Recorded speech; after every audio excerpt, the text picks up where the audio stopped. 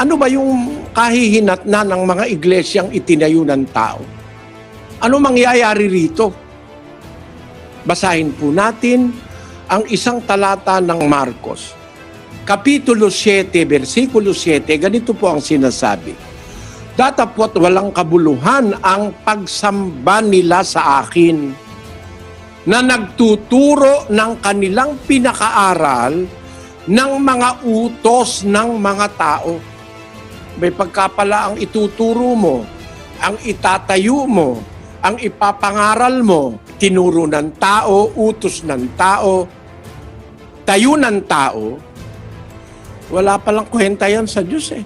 Hindi natin po pwedeng alisin sa Biblia ito na walang kabuluhan ang ginagawang pagsamba, pananalangin, pag-awit, pag-aabuloy, pagsasakripisyo, pag ikaw na miyembro sa iglesyang ang itinuturo, aral at utos ng mga tao. Bawal po sa Kristiyanong sumunod, maniwala, at magpasakop sa mga palatuntunan na sa iglesyang itinuro lang at itinayo lang ng tao. Basahin po natin ang Tito 1:14. Ang sabi po rito ng Apostol Pablo, na huwag mga kinig sa mga katha ng mga Hudyo. Yan nyo ha, may mga katha-katha ang tao eh. Kaya may kumatha sa Mindanao, ang katha niya, ang bagong Jerusalem daw, nasa Mindanao na. Huwag kayong makikinig sa katha ng mga Hudyo at sa mga utos ng mga tao na nangagsisisinsay sa katotohanan. Napansin nyo mga kababayan? Pagka pala ang iglesia, ang samahan, ang mga aral, ang mga doktrina, katha ng mga tao. Paano pong matitiyak kung ng katha ng tao? Utos ito ng mga tao. Sinsay ito sa katotohanan. Sabi sa English, not giving heed to Jewish fables and commandments of men that turn from the truth. Pagkaligaw ito sa katotohanan eh.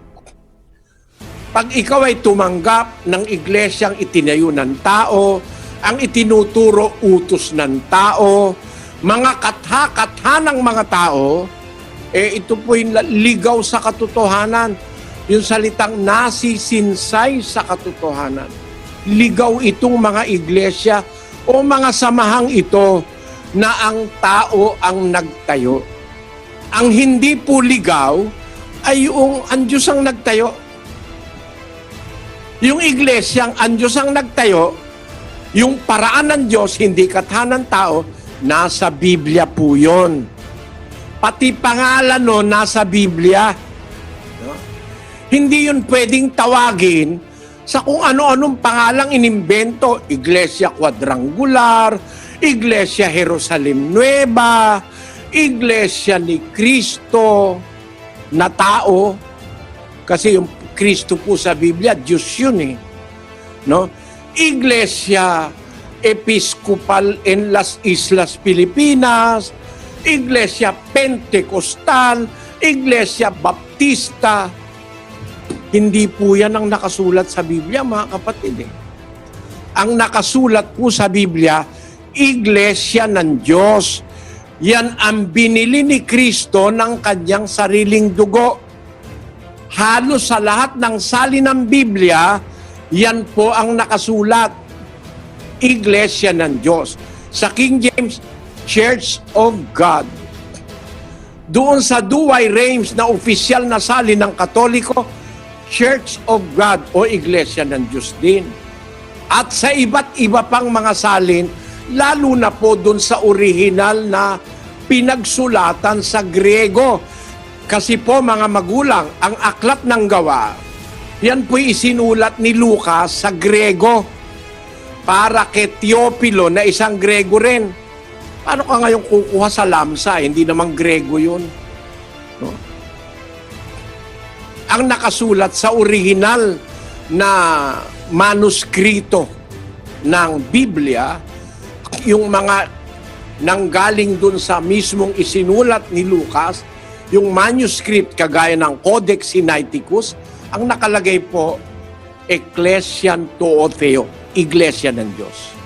Kaya pag nakakita kayo ng mga iglesia ngayon, iba-iba pangalan, kabahan kayo.